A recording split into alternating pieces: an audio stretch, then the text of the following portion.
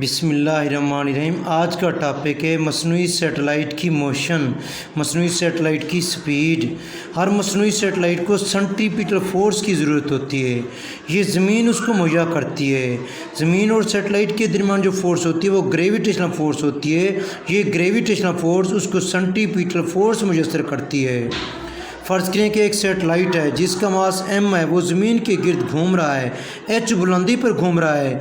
हमारी ज़मीन उसको सेंट्रीपिटल फोर्स Fc देती है। Fc बराबर है mv² ऑर्बिटल बटा r ऑर्बिटल। अब हम ये जानते हैं कि जो फोर्स अमल कर रही है उसके वेट के वज़न के बराबर है। Fc बराबर है w बराबर है mg। मुवाजना करने से इसके ये भी फोर्स है, ये भी फोर्स है। मुवाजना करने से इस फोर्स की जगह पर क्या लिख देंगे? इस फोर्स की जगह पर mg लिखेंगे। ये m से कट जाएगा। g ऑर्बिटल r ऑर्बिटल बराबर v का स्क्वायर। हमें v ऑर्बिटल का स्क्वायर नहीं चाहिए, v चाहिए जज़र लेने से। v ऑर्बिटल बराबर g ऑर्बिटल r ऑर्बिटल का जज़र। यहाँ पर r ऑर्बिटल होता है r जमा h के इक्वल होता है। v orbital is equal to g orbital into R जमा एच, इसका स्क्वायर रूट। इस कुल्ले के तहत मसनूई सैटेलाइट की स्पीड को मालूम किया जा सकता है। अब हम ये जानते हैं कि मसनूई सैटेलाइट की speed according to this uh satellite require the centripetal force to revolve around the earth.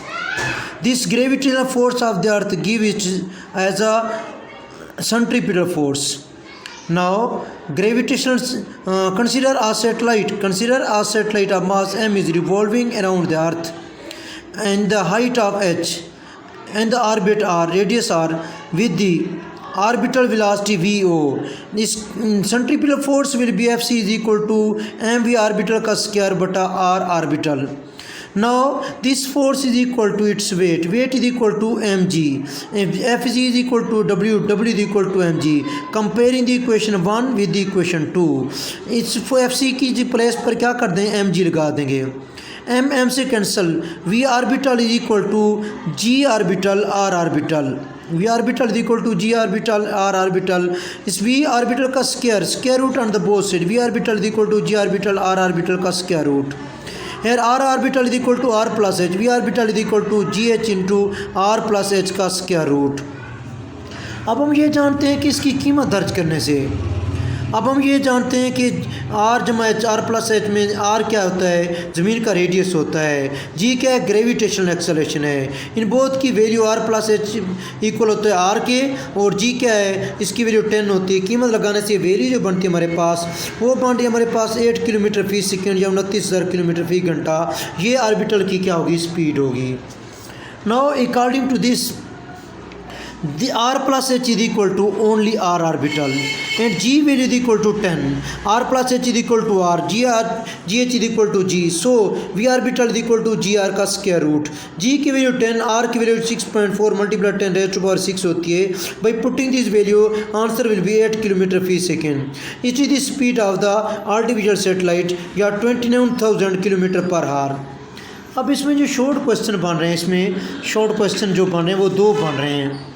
इसमें पहला शॉर्ट क्वेश्चन बन रहा है मसनूई सैटेलाइट की स्पीड का फार्मूला क्या है? वी ऑर्बिटल का फार्मूला क्या है? Right the speed formula of the artificial satellite. Page number 116 पर इसका आंसर मौजूद है।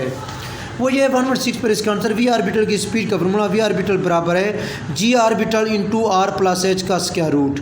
We orbital is equal to G orbital into R plus H का square root. It is the formula of the speed of the satellite.